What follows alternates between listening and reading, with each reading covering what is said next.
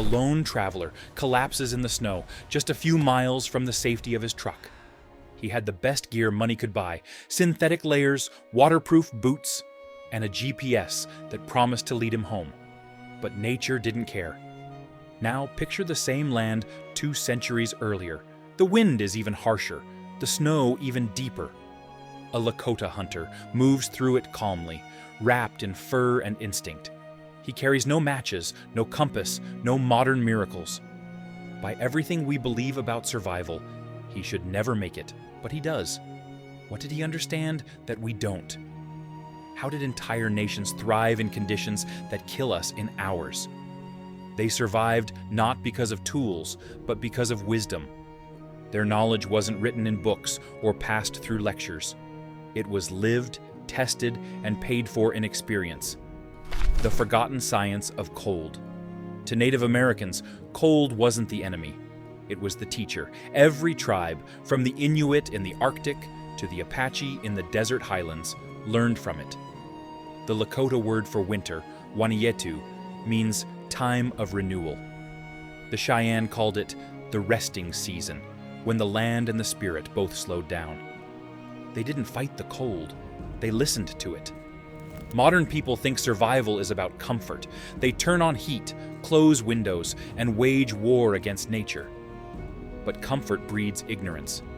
Native Americans built their lives around balance. The cold was a reminder of that balance. What you take, what you give, how much you move, how much you rest. They understood something we forgot. Warmth doesn't start with fire.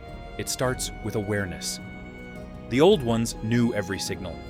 The way frost formed on the north side of trees. How snow fell softer when a warm front approached. How the sound of footsteps changed when the air grew heavy before a storm. To them, cold wasn't chaos. It was communication. It wasn't just about survival. It was about relationship. A Dakota elder once said, "If you are cold, it is because you have forgotten how to sit with the wind." That's not poetry. That's physics disguised as wisdom. Because the moment you stop fighting the cold, your body starts adapting to it. Modern science now calls this cold acclimation. Blood vessels in the skin constrict more efficiently. Brown fat activates. Metabolism shifts. They knew this centuries ago, without thermometers, without data. The art of stillness. Here's a paradox the old tribes mastered. Movement can kill, stillness can save. Every winter people froze, not because they lacked fire, but because they panicked. They burned energy too fast, sweated through their clothes, and let evaporation steal their heat. Native hunters knew better. The Inuit word iktsuarpok describes the feeling of waiting patiently for someone to arrive, a concept of calm anticipation. In a storm, that patience was survival. When the wind screamed across the tundra, they didn't fight it. They crouched low, covered their faces with fur, and waited. A Sioux hunter out on the plains could sit motionless for hours, conserving every calorie. He knew that every heartbeat was a flicker of heat, and that panic was the true killer. Stillness wasn't weakness, it was strategy. Modern advice says, keep moving to stay warm. That only works if you control your sweat. Once your clothes are wet, you're finished. The tribes solved that centuries before Gore-Tex. Their rule was simple: never sweat in winter. Move slow, breathe slow, think slow. The Lakota, wrapped in bison robes, knew how to let the cold pass over them instead of through them. Even their spiritual practices mirrored this science. In winter ceremonies, silence was a form of respect, not just for the spirits, but for the body. Meditation wasn't about peace, it was about thermoregulation. A still mind keeps a still heart, and a still heart keeps its heat. The living layers. Modern outdoor brands brag about multi-layer systems, as if they invented the concept.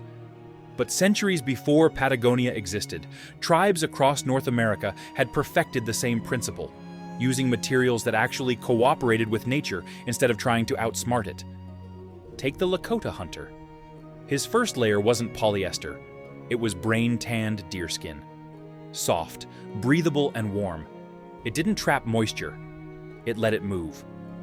The second layer might be rabbit skin robes sewn fur inward, trapping tiny air pockets that worked like a natural down jacket. Then came the bison robe, the holy grail of frontier warmth.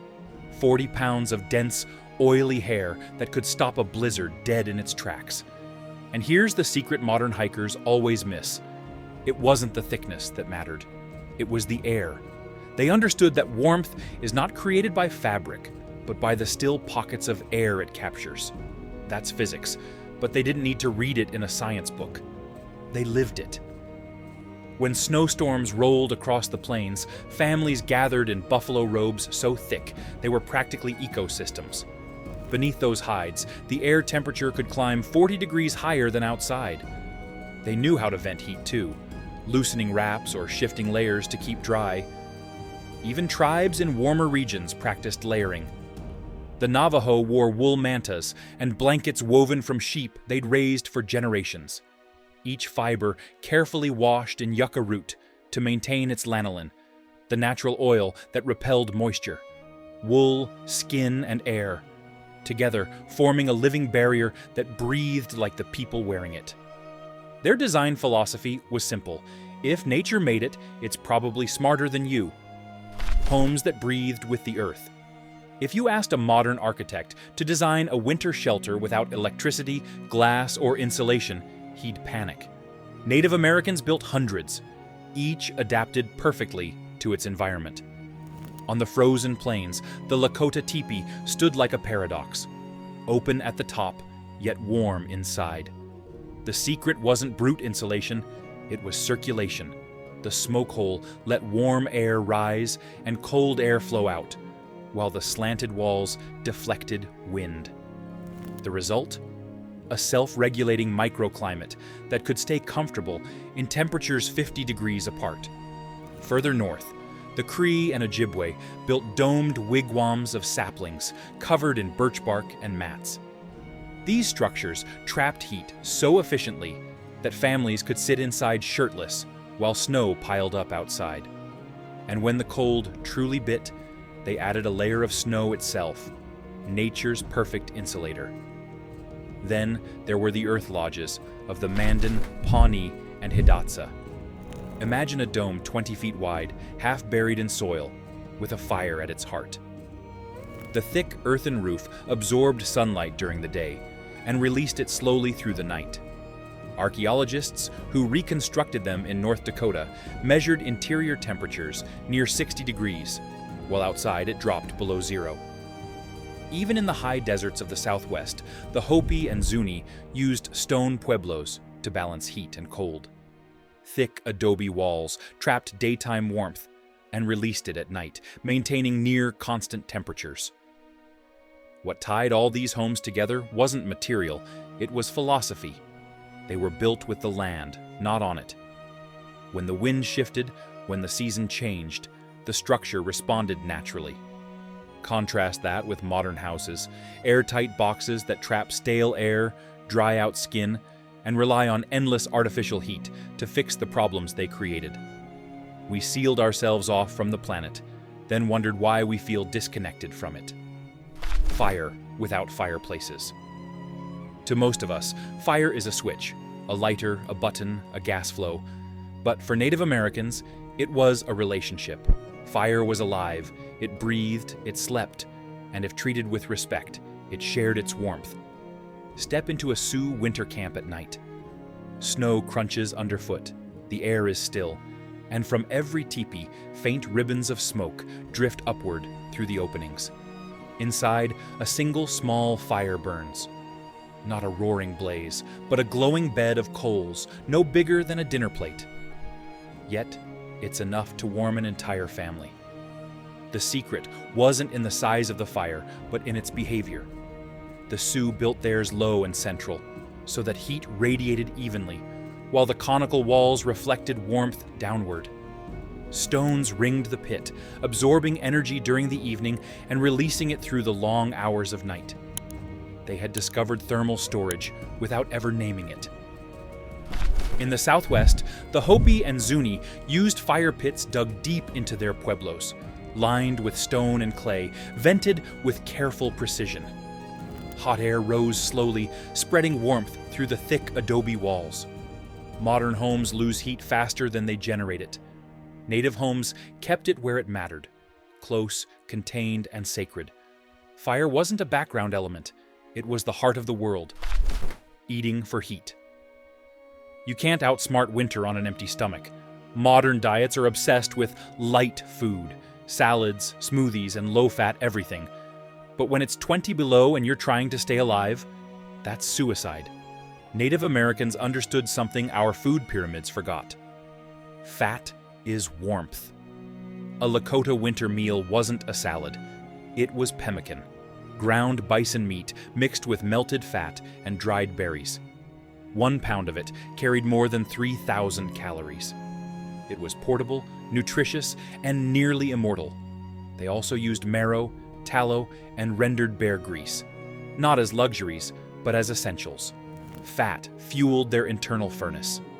Without it, you'd burn muscle instead of calories, and die slowly from what trappers later called rabbit starvation, the curse of eating lean meat in a cold climate. Even in the temperate forests, tribes used the same principle. The Iroquois made hearty stews thick with corn, beans, and squash, the Three Sisters. Together, they formed a perfect nutritional trio: carbs for quick heat, protein for endurance, fat for staying power. Meanwhile, we sip cold smoothies and wonder why our fingers go numb when the power goes out. The difference wasn't just what they ate, but how they thought about it. Every meal was functional. Every bite had a purpose. They didn't eat for comfort. They ate for continuity. The rhythm of cold. Most people today see winter as an interruption, a season to endure before the real life of spring returns. Native Americans saw it differently. Winter was not a pause. It was part of the song. Every tribe had its rhythm. The Lakota slowed their days with the sun.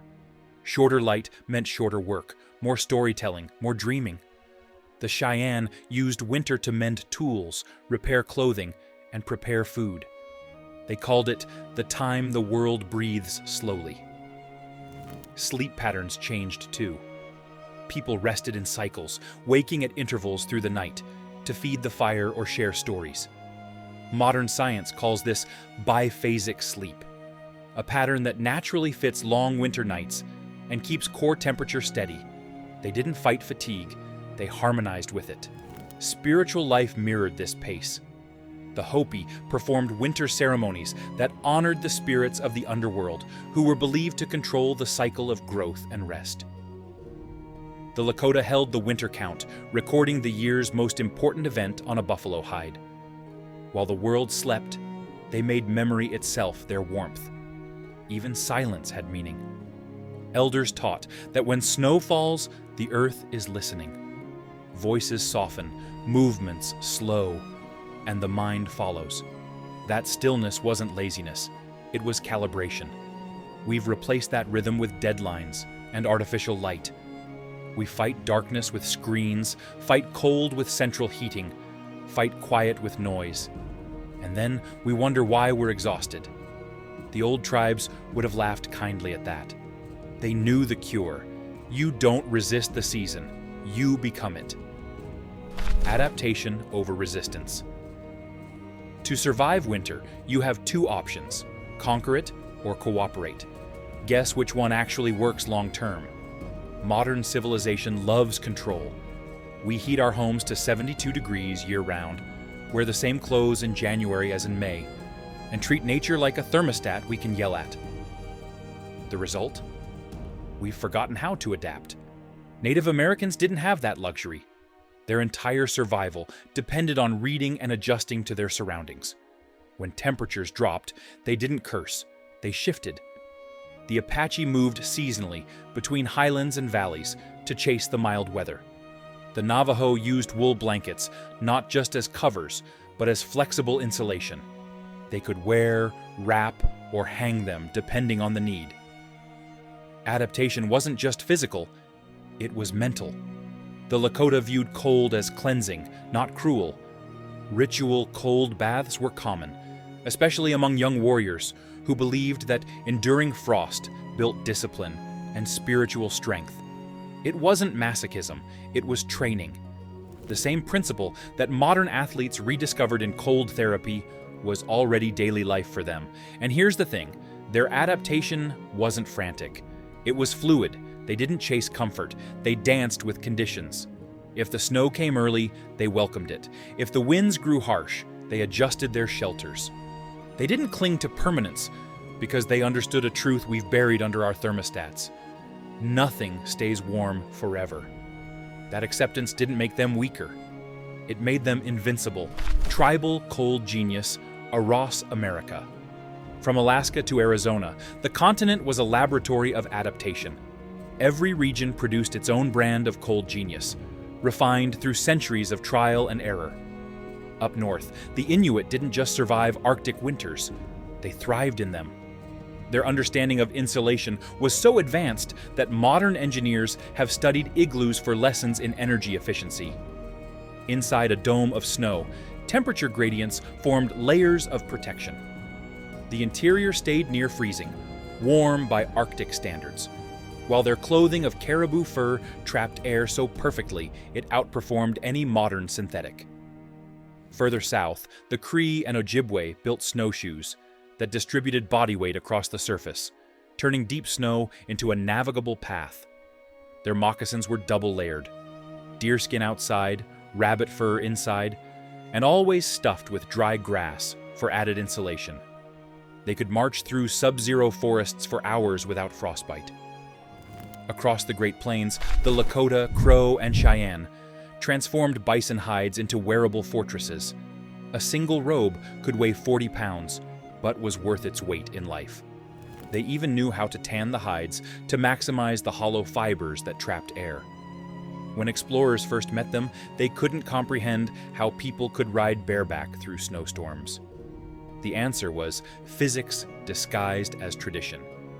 In the Southwest, the Hopi and Zuni faced a different kind of cold. Desert nights that plummeted below freezing. Their adobe dwellings balanced heat and chill through thermal mass. During the day, thick walls absorbed sunlight. At night, they released it back inside. The result was a home that stayed warm without fire. A feat our smart homes still struggle to replicate. And in the mountain forests, the Shoshone, Nez Perce, and Ute adapted by movement. They built portable shelters, wore layered buckskin, and mastered the rhythm of migration. They didn't hibernate, they relocated. When cold came, they followed warmth like water follows gravity. The pattern was universal: observe, adapt, repeat. What we forgot. Fast forward 200 years. We have central heating, electric blankets, double-pane windows, and clothing made from space-age polymers. And yet, every winter, people freeze to death less than a mile from help. We think survival is about technology. They knew it was about awareness. We think warmth comes from power grids. They knew it comes from harmony. We panic when the lights go out. They listened to the dark and learned from it. The modern world has forgotten more about the cold than ancient tribes ever needed to learn. We've mistaken comfort for safety and innovation for intelligence. The result is a generation that's physically shielded, but mentally brittle. People who've never been cold enough to understand what warmth actually means. Native Americans didn't just endure the cold, they coexisted with it. They respected it because it revealed truth. When you're surrounded by snow and silence, there's no pretending. You either adapt or you vanish. That humility, the willingness to learn from what can kill you, is what made their knowledge so profound. It wasn't about defiance, it was about respect. The cold was not the enemy, it was the teacher. So what did they understand that we forgot? That life isn't supposed to be comfortable, it's supposed to be balanced. That warmth means nothing without cold to measure it. That survival isn't about conquering nature. It's about remembering you're part of it. Maybe the real tragedy isn't that we lost the skills. It's that we lost the mindset.